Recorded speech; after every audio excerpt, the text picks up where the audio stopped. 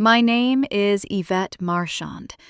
I was 41 years old the night my husband of 19 years stood on a stage in a hotel ballroom in Baton Rouge in front of 200 people and read out the new name of the surgical clinic we built together. My name was not in it. He had the founder's plaque remade for the occasion. Brushed brass, black lettering sitting on an easel beside the podium with a little linen cloth over it like something at a funeral. He pulled the cloth off himself. He said the words streamlined. He said the words new chapter. And while the room applauded, my husband held out his hand toward the woman who ran the billing department of our clinic and helped her up the 2 steps onto the stage, in a red dress I had watched her buy on her lunch break. The program on my chair had my name in it, under the heading Special Guests. What Terrence didn't know was that 4 months earlier, a sealed complaint with my name on it had been filed in the United States District Court for the Middle District of Louisiana, and that I was not allowed to tell him or anyone that it existed. He had no idea that I had been keeping a notebook for 12 years. Let me back up and tell you how a woman gets to the point where she can stand in a ballroom with a glass of club soda in her hand and watch her whole life get renamed and not blink. Before I get into it, tell me in the comments where you're listening from today. And if a story like this finds you where you live, subscribe, because tomorrow's is heavier than this one. It started with a pen. Terrence had used the same kind of pen since residency. A cheap black rollerball, the kind that comes 12 to a box, because he said fountain pens were for men who wanted you to notice their handwriting. That March, I found a Mont Blanc on the dresser. Not a gift box, not a bow. Just sitting there next to his keys like it had always been his. Nobody warns you about the calm. Nobody warns you about the calm. Everybody tells you to watch for lipstick on collars, for the phone flipped face down, for the second phone. Nobody tells you that when a man has already decided to leave, he gets peaceful. The arguing stops. He gets generous with the thermostat. He asks how your day was, and he waits for the answer. He's not being kind. He's just already gone, and you're a room he's finished packing. You want to know what I actually noticed first? Not the pen. The handwriting. I'm a nurse. I've been a nurse for 19 years, and for the last 11 of those, I was the charge nurse of the operating rooms at Vaughan Surgical. The practice, my husband and I, opened in a converted dental office on Perkins Road, with a loan I co-signed and a credit card I paid off in 18 months. Terrence did the cutting. I did everything else. I built the OR schedule. I hired the scrub techs. I wrote the sterilization protocols. I counted the sponges. I signed the implant logs. A nurse who has run an OR for 11 years knows handwriting the way a mother knows footsteps in the hallway. I know the way Dr. Pruitt's 3s look like 8s. I know that our anesthesiologist writes the number 4 with an open top when she's tired. And I know my own signature. All the ways it goes. The fast one I use 40 times a shift on implant logs. The careful one I use on anything with a state seal. The tired one from a 14-hour Thursday, where the Y leans over like it's about to lie down. So when I opened a vendor packet in the front office that March, looking for a purchase order on a set of screws that never showed up, and I saw my careful signature on the last page of a contract with a company I had never heard of, I did not feel betrayed. Not right away. I felt the way you feel when a monitor alarms and the room goes quiet and everybody looks at you. I felt like something was already wrong and I had walked in late. The company was Ridgeline Medical Supply, LLC. Delaware entity, mailing address in Gulfport, Mississippi.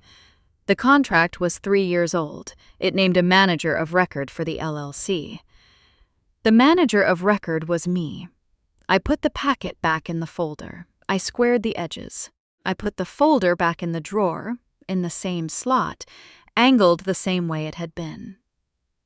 Then I walked down the hall to the supply closet, closed the door behind me, sat down on an upside-down crate, and stayed there for 11 minutes with my hands flat on my knees. I want to be honest with you about that 11 minutes, because if I skip it, none of the rest of this means anything. I did not think about divorce. I did not think about the woman in billing, though I already knew the way you know weather. I thought about my license. I thought about the number on the wall of the break room, the Louisiana State Board of Nursing Complaint Hotline, printed on a poster I had laminated myself. I thought about the fact that in a fraud case, the person whose name is on the paperwork is the person who goes to prison, and that my husband is a surgeon, and surgeons do not sign vendor contracts, and nurses do. I thought, he did not pick my name by accident. He picked it because it was the one that would burn. My mother cleaned hospital rooms on the night shift at Our Lady of the Lake for 22 years. She wasn't a nurse. She wanted to be. She had a spiral notebook she kept in the pocket of her scrubs, and she wrote down everything. What room, what time, who told her what, who yelled at her, which supervisor promised her which shift. When she got written up for something she didn't do, she brought the notebook. She used to tell me, "Write it down, baby. Paper doesn't get nervous." She died when I was 26. Her sister, my Aunt Marguerite, went into her locker at the hospital and brought me the notebook and a rubber band with 3 keys on it and a Bible with the receipts for my school clothes pressed flat between Corinthians and Galatians. I started my own notebook the week Terrence and I signed the lease on Perkins Road. Not because I suspected him. Because I was 29, and I had watched my mother lose a grievance to a man who simply said it never happened. Every case, every implant, every vendor rep who walked through my OR door, every time Terrence told me he'd handle the billing side and I should focus on patient care. Every time I asked to see the P&L and he laughed and said, "Yvette, you don't want that headache." 12 years of a nurse's handwriting, small slanted, unglamorous. Nobody argues with a woman who wrote it down. I did not confront him. I want to say that plainly, because a lot of people write to me and say they would have thrown the folder at his head, and I understand that and I want you to hear me. If I had said one word that March, I would be telling you a completely different story right now, from a completely different address. Instead, I went back to work. I finished the day. I drove home. I made red beans because it was Monday, and we've eaten red beans on Monday since we were poor. And that night, after he went to bed, I sat at the kitchen table and I called my best friend Yolanda, who has known me since we were 9 years old at Broadmoor Elementary, and who I have never once had to explain myself to. Yoli teaches 8th grade English. She has a voice that can stop a hallway. I told her about the contract. I told her about the manager of record. She was quiet for a while. Then she said, "Baby, don't call a divorce lawyer. Yoli, listen to me. A divorce lawyer is going to want to split a business. You don't need somebody to split it. You need somebody who knows what to do when your name is on a federal document you never signed." She called me back 40 minutes later with a name. Adaze Nwosu, New Orleans, former assistant U.S., attorney, healthcare fraud unit, now in private practice representing whistleblowers. I drove down I-10 on a Tuesday and told the OR I had a dentist appointment. Ms. Nwosu's office was on the 11th floor with a view of a parking garage. She was maybe 50, gray coming in at the temples, reading glasses pushed up on her head. She let me talk for 22 minutes without interrupting once. I know it was 22 minutes because there was a clock behind her head and I kept looking at it, waiting for her to stop me. When I finished, she asked me one question. "Have you signed anything since you found it?" "No." "Good." She sat forward. "Don't. Not a purchase order, not a corrective attestation, not a birthday card. And Ms. Marchand, do not remove 1 page of a patient record from that building. Not one. If you hand me a chart, you hand me a HIPAA violation, and you hand him the only weapon he needs." I told her I understood. I told her I had my own notebook, which was mine, which contained no patient names, only case numbers and implant serials, and the dates I stood in a room and watched a man work. She looked at that notebook the way I've watched surgeons look at a clean film. "Who taught you to do this?" "My mother." She put the glasses on. "Then let me tell you what I think is happening," she said, "and you tell me if it fits. Here's what fit. Ridgeline Medical Supply existed to sell implantants to Vaughan Surgical at 4 times market rate. Ridgeline had no warehouse. Ridgeline had no employees. Ridgeline had a mailbox and a bank account. Our practice bought hardware from Ridgeline on paper, billed Medicare and Blue Cross for hardware on paper, and the money went out one door and came back in another door with a different name on it. Some of those implants went into people. Some of them never existed at all. 3 years of it. Millions. And every single vendor contract, every compliance attestation, every quarterly certification that the clinic's supply chain was in order, the forms that a licensed clinician has to sign, had my name on the bottom. Miss Nwosu spread 8 documents across her desk in a row. She turned each one so I could read it. "You signed none of these. I have never seen any of them." She tapped the 4th one. "This is important." "Look at the Y." I looked. The Y leaned over, the tired one. "Thursday at 8 p.m., 14 hours on my feet." "He didn't invent your signature," she said. "He collected it. Somebody had access to hundreds of examples of your handwriting under different conditions and matched the signature to the plausible mood of the day. That's not a man tracing your name on a napkin. That's a project. You know what a forged signature actually feels like. People think it feels like theft. It doesn't. Theft is when somebody takes something out of your house. This felt like finding out someone had been living in the attic. 19 years of paper in filing cabinets we both had keys to. Our mortgage, our tax returns, every permission slip, every sympathy card. Somebody had gone through my life the way I go through a supply cart before a case, counting, sorting, deciding what to take and what to leave. "Louisiana is a community property state," Ms. Nwosu said. "Do you know what that means for the debt? It means half of it's mine. It means the government doesn't care whose idea it was." She took her glasses off. "Mimps.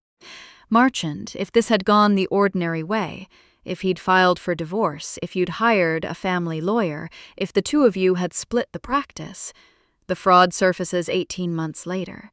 And when it surfaces, whose name is on the certifications?" I said it out loud. "Mine! Whose license? Mine!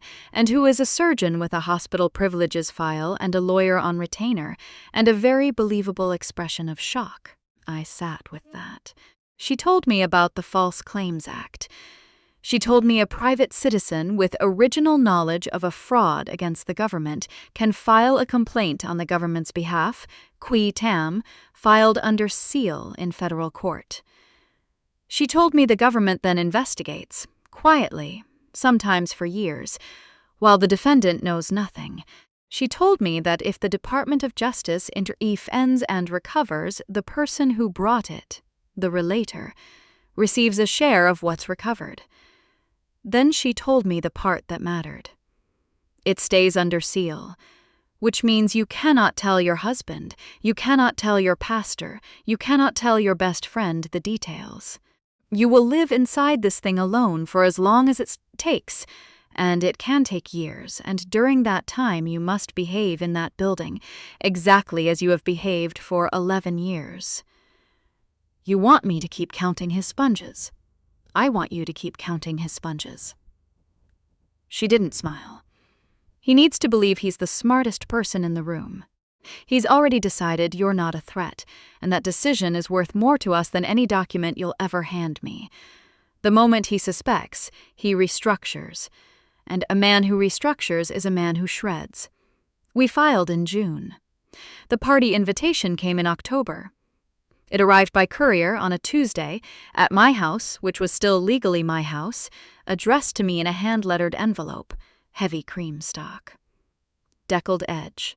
I stood in the doorway, with the door open and the heat coming in, and read it twice.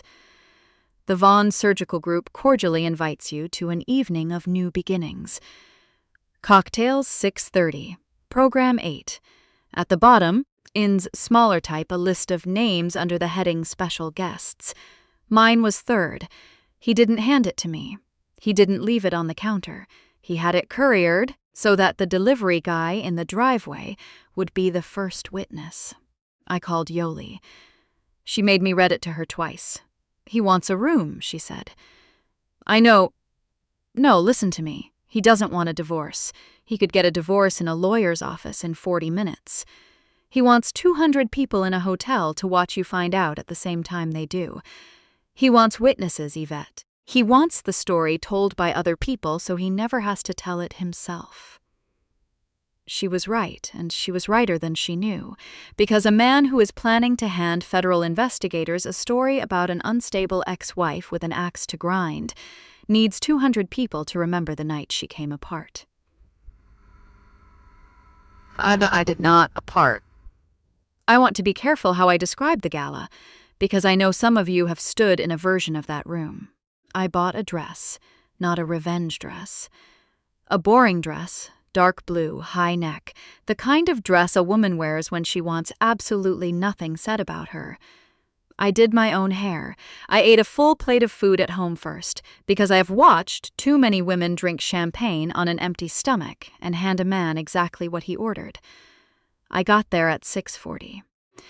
The clinic had rented the ballroom at the hotel downtown, the one with the windows that show you the whole river bend and the bridge lit up green. There were past hors d'oeuvres and a jazz trio, and a step and repeat with the new logo on it, the new logo I had never seen, and I understood then that this had been in production for months. Printers, vendors, somebody in marketing, somebody had approved a color. Everybody I knew was there. Both of Terrence's business partners. 4 surgeons from the hospital. My mother-in-law, Winifred, in champagne-colored silk, who kissed my cheek at the bar and said, "Whatever's going on, Yvette, we keep it in the family," which is the sentence people say when they have already picked their side. And Simone Baptiste, 32, our practice administrator, in that red dress. We had hired Simone 6 years earlier. I sat on the interview panel. I liked her. That's the part people don't want to hear.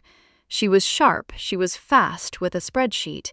And once, during a bad week when I lost a patient on the table who was 34 and had 2 kids, Simone came into the break room and sat with me and didn't say a word for 10 minutes, and then went and got me a Coke. That night she wouldn't look at me. I noticed that. I filed it. Do you know what it's like to be invisible in a building with your name on the deed? For 11 years, drug reps called me sweetheart and asked to speak to the decision-maker. For 11 years, patients' husbands looked past me to shake Terrence's hand. For 11 years, my own husband introduced me at parties as my wife. She helps out at the practice. Helps out. I wrote the sterilization protocols that passed our accreditation survey with 0 deficiencies twice. I helped out. At the last hospital fundraisers before all this, a cardiologist's wife asked me if the caterer had run out of the crab cakes. She thought I worked there. You want to know something I've never said out loud? He didn't underestimate me because I was quiet. He underestimated me because he had spent 19 years teaching every single person in that building not to see me. And here's what he never once considered, not one time, in 3 years of building his beautiful machine. A woman nobody looks at can walk anywhere she wants. I walked through that gala with a glass of club soda and lime, and I said hello to everyone. I asked about people's kids. I complimented a nurse manager on her earrings. I was pleasant. I was warm. And I watched my husband move through the room touching men on the elbow, and I watched Simone check her phone twice by the windows, and I watched a caterer wheel the plaque in on a cart with a cloth over it. And I put every one of those things in the notebook in my head, where I keep the things I write down later. At 7:52, He found me by the windows. He looked good. He always looked good. 19 years and my stomach still did something when he crossed a room, and I want you to know that, because I'm tired of stories where the woman stopped loving him first. I didn't. I loved him right up until the second he stopped being real. He leaned in close, the way a husband does, and to anyone across the room it looked like a man saying something sweet into his wife's ear. He said, "Don't do this here." I turned my head and looked at him, really looked at him, and I said quietly, in the voice I use in an OR when the field is bleeding and everybody needs to stop moving, "Terrence, I haven't done anything yet." Something moved behind his eyes, just a flicker. He straightened up, smiled at somebody over my shoulder, and went to the stage. At 8:07, he pulled the cloth off the plaque. The Vaughn Surgical Group. Terrence Vaughn, MD, founder. Singular. He gave a speech about courage. He said that leadership sometimes means outgrowing the structures that got you here. He said that the future of the practice required financial discipline and a modern and administrative vision, and he reached down and helped Simone up onto the stage, and he called her the future, and 200 people applauded. And my mother-in-law applauded, and Terrence's partners applauded, and every person in that ballroom turned, at some point in those 90 seconds, to look at me. Here's what they saw. A woman in a boring blue dress standing at the edge of the room near the windows, holding a glass of club soda, clapping politely. I clapped. Steady, unhurried, 4 or 5 times the way you clap for a colleague. Then I set my glass down on the tray of a passing waiter, picked up my purse, said goodnight to the coat check girl by name, and drove home with the radio off. You want to know what I felt on that drive? Not rage. I keep waiting for the part of this story where I tell you about rage, and it isn't there. I felt the particular quiet that comes over an operating room after the last stitch. The case is done. The work was correct. You know it was correct. You will not know for 6 weeks whether the patient heals, but the work was correct, and there is nothing left to do tonight but count the instruments and go home. I got home at 9:15. I made tea. I opened the notebook and I wrote down the date, time he unveiled the plaque, the names of the 2 partners standing nearest the stage, and the exact wording of the phrase, modern administrative vision. Then I went to bed in my own house and slept 8 hours. Investigations are boring. I need you to understand that, because television has ruined all of us. There was no raid. Nobody kicked a door. For 14 months, almost nothing happened that anyone could see. What happened was this. Every 3 or 4 weeks, I drove to New Orleans on a day off and sat in a conference room with Ms. Nwosu and 2 people from the Department of Justice, and 1 investigator from the Office of Inspector General at Health and Human Services, and they asked me questions like, walk us through what happens physically when a titanium plate comes into your OR and who has the key to that cabinet, and when you say the log was reconciled monthly, reconciled against what? I answered for 11 hours across 4 sessions about a single implant log. Meanwhile, at Perkins Road, I went to work at 5:40 in the morning.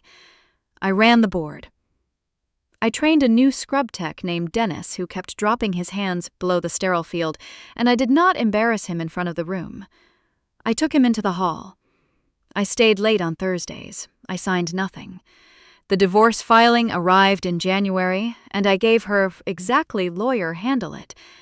And I gave her exactly 1 instruction, which Ms. Nwosu had given me. Agree to nothing, sign nothing, contest nothing loudly, request a continuance whenever one is offered.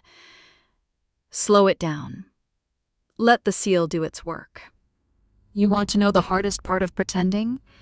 It wasn't the mediation sessions, where I sat with a legal pad and asked Terrence's attorney to explain the practice valuation 1 more time because I just wanted to be sure I was following.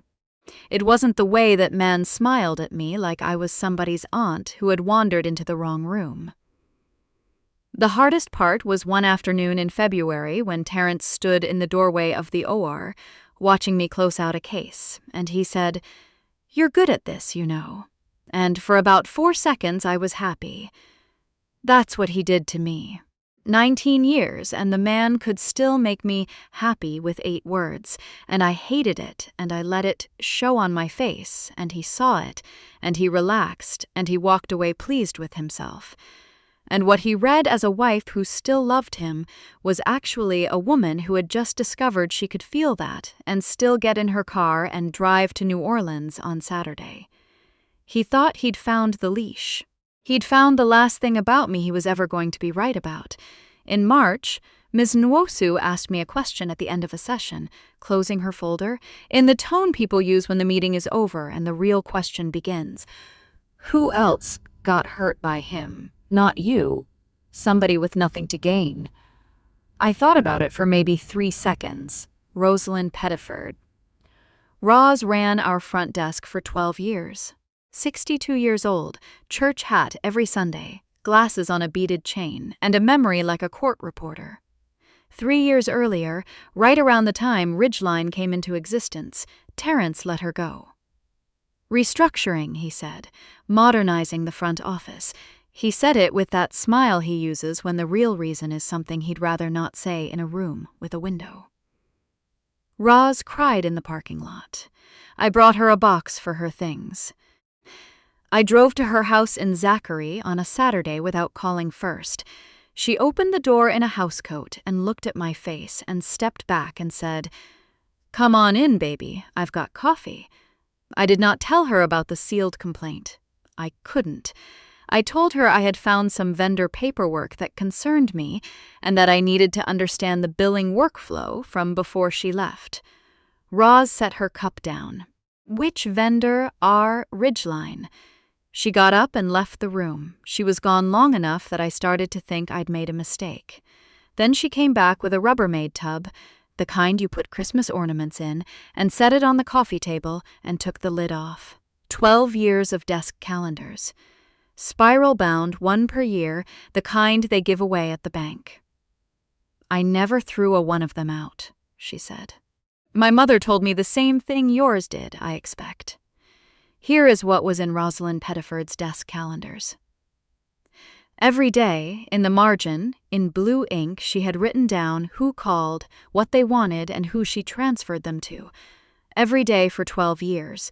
And in the last 18 months before Terrence fired her, she had written down 41 separate times some version of the same note, SB. Asked me to run this one through without a PO. Told her I'd get Yvette's initials. She said, "Don't bother Yvette. Don't bother Yvette." 41 times.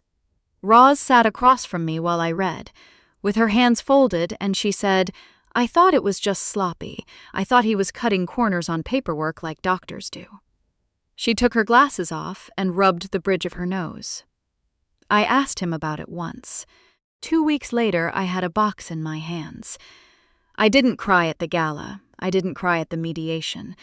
I sat in Rosalind Pettiford's living room in Zachary, Louisiana, and cried so hard she had to get me a dish towel, because Roz got fired for asking. And I got a forged signature for not asking. And the only difference between us was that he needed one of us gone and one of us convictable. She let me photograph every page.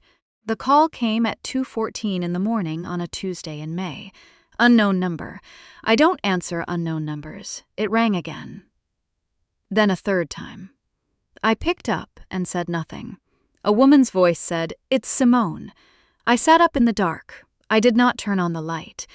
I want to tell you exactly what I did, because it's the single smartest thing I did in 2 years. And it's the thing Ms. Nwosu had drilled into me over and over. Let them talk all the way through and do not fill the silence. I said, "Okay." And then I did not say one more word for 11 minutes. She was crying at first, and then she wasn't. And then she got very calm, the way people do at 2 in the morning when they've been rehearsing something for weeks. She told me she had gone looking, 3 days earlier, for a copy of the Ridgeline operating agreement, because a bank had asked her a question she couldn't answer. She told me she found her own name on the organizer line. She told me she had never signed it. She said, "Yvette, I'm the CFO of a company I don't own." He told me the manager of record was a formality. He told me it was your name because you're the licensed clinician and it satisfies the compliance requirement. He told me you knew. Silence. He told me you knew, she said again, and that you didn't want to be involved in the details. Silence. I've been sitting in that office for 3 years thinking I was the one he was honest with. She said one more thing before she hung up. She said, "I think he was building both of us at the same time." I called Miss Nwosu at 6:50 that morning. I told her everything, and she listened without a single interruption, and when I finished, she said 4 words, "Do not call her." 2 months later, the seal came off. That's the phrase they use. Unsealed. The Department of Justice had completed its investigation and filed notice of intervention, which means the United States government looked at what I brought them and decided to prosecute the case itself. The complaint became public. Terrence's attorney was served. Ms. Nwosu told me he read it in his car in the clinic parking lot. That same week, Simone Baptiste received a target letter, and her lawyer, a lawyer Terrence was no longer able to pay for, told her the only thing left to negotiate was the calendar. Cooperate now, completely, this week, or be indicted alongside him. She cooperated, thoroughly. Ms. Nwosu told me later, in the flat voice she uses when she's paying somebody a compliment she resents, that Simone's timeline of the LLC's formation was more complete than anything 3 federal investigators had assembled on their own.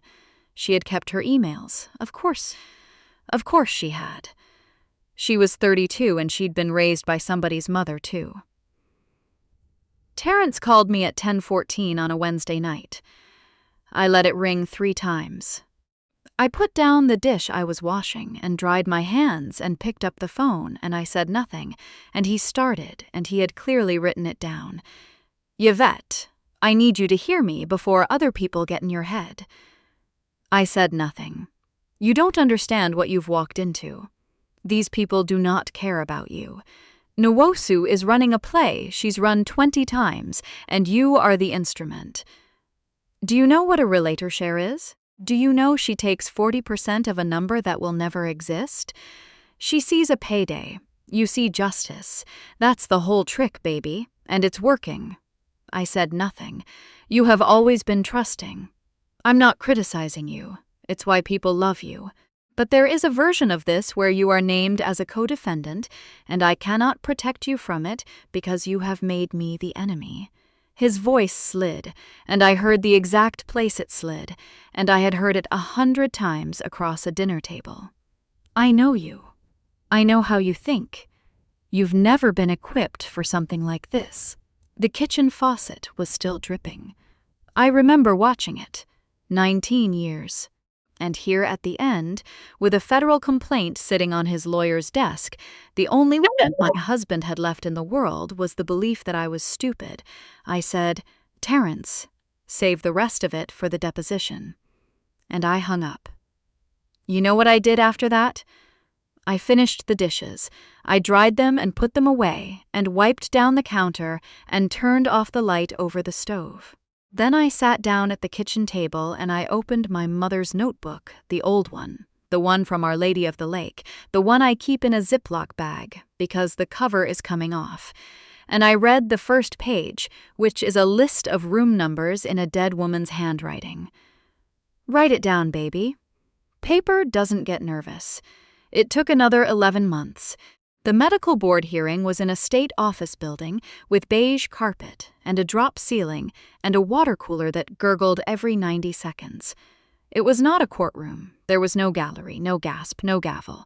6 people sat at a folding table and asked my husband, under oath, to explain 41 purchase orders.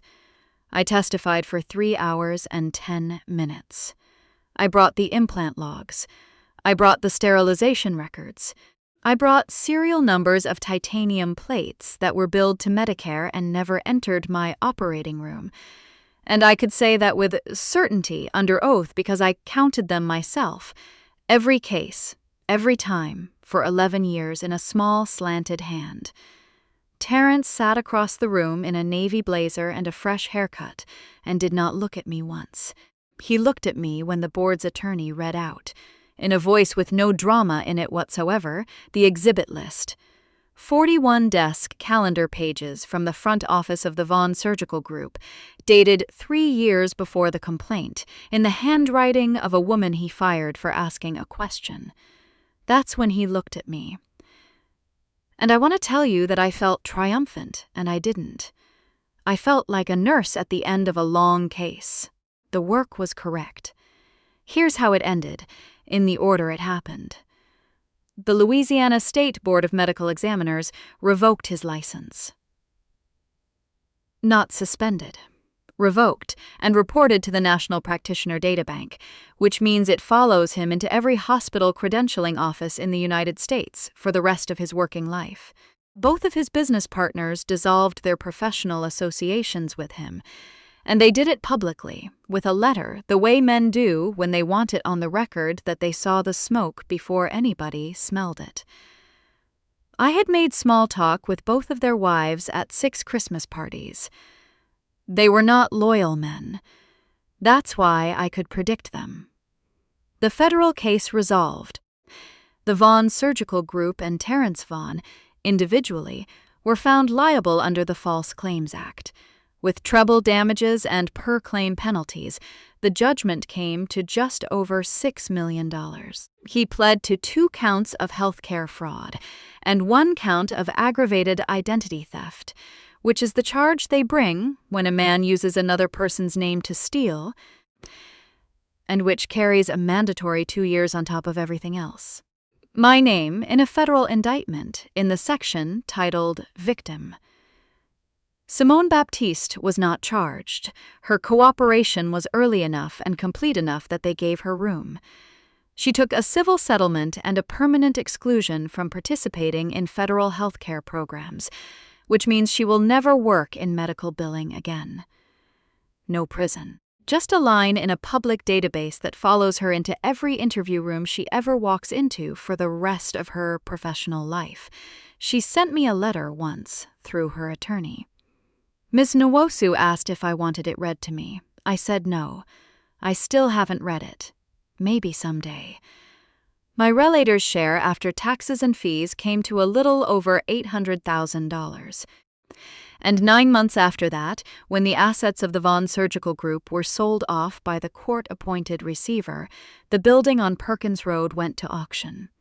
I bought it. Yoli says I have to tell this part slowly, so here it is slowly. I stood in the parking lot on a Saturday morning in October with a set of keys in my hand, and Rosalind Pettiford beside me in her church hat, because it was a Saturday, and she dresses for occasions, and Aunt Marguerite in the passenger seat of my car, with the door open, and her feet on the asphalt because her hip was bothering her. I unlocked the front door.